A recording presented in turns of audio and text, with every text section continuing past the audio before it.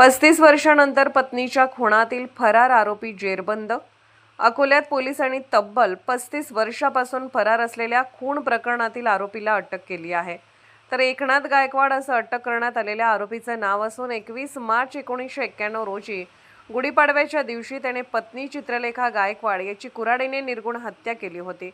गुन्हा घडला तेव्हा आरोपीचे वय 38 वर्ष होते, तर आता 73 वर्षाच्या वयात त्याच्या हातात पोलिसांनी बेड्या ठोकल्या आहेत। कायदा कितीही उशिरा का होईना पण आरोपीपर्यंत पोहोचतोच, आज याचीच प्रचिती मांडली जात आहे। 21 मार्च 1991 रोजी अकोला शहरातील गौतमनगर परिसरातील जुन्या आरटीओ कार्यालयाजवळ आरोपी एकनाथ गायकवाड याने पत्नी चित्रलेखा गायकवाड यांची कुऱ्हाडीने हत्या केली होती। घटनेनंतर तो फरार झाला होता, तर या प्रकरणी सिव्हिल लाईन्स पोलीस ठाण्यात खुनाचा गुन्हा दाखल करण्यात आला होता। तर न्यायालयाने आरोपी विरुद्ध कायमस्वरूपी अटक वॉरंटही जारी केले होते। दरम्यान आरोपी संभाजीनगर जिल्ह्यातील सिडको परिसरात राहत असल्याची माहिती खदान पोलीस ठाण्याच्या वॉरंट पथकाला मिळाली आणि त्यानुसार पोलिसांनी नियोजनबद्ध सापळा रचत आरोपीला ताब्यात घेतले आणि तब्बल 35 वर्ष कायद्यापासून दूर राहिलेल्या आरोपीला अखेर अटक करण्यात आली असून पुढील कायदेशीर कारवाईसाठी त्याला न्यायालयात हजर करण्यात येणार आहे। तर या कारवाईमुळे कितीही वर्ष लोटली तरी कायद्याच्या कचाट्यातून कोणीही सुटू शकत नाही, हे पुन्हा एकदा सिद्ध झालं आहे।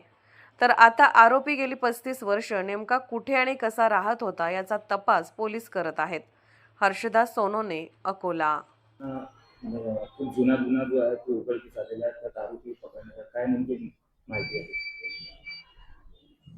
पोलीस स्टेशन सिव्हिल लाईन या ठिकाणी मार्च 1991 मध्ये आरोपी नामे एकनाथ गायकवाड याच्यावर त्याच्याच पत्नीचा त्यांनी खून केल्याचा गुन्हा 1991 मध्ये दाखल होता।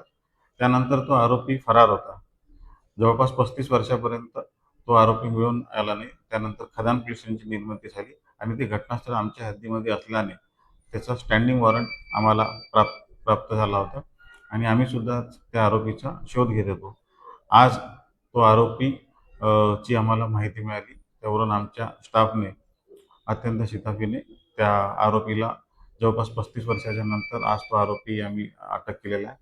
ही संपूर्ण कारवाई आम्ही जिल्हा पोलीस अधीक्षक आदरणीय अर्चय चांडक सर, अप्पर पोलीस अधीक्षक आदरणीय रेड्डी सर, एसडीपीओ आदरणीय पाटील सर यांच्या मार्गदर्शनामध्ये केली असून त्या आरोपीस आम्ही पुढील कारवाई करता माननीय न्यायालयात आम्ही हजर केले असून सध्या त्याला कारागृहामध्ये त्याची रवानगी झाली आहे।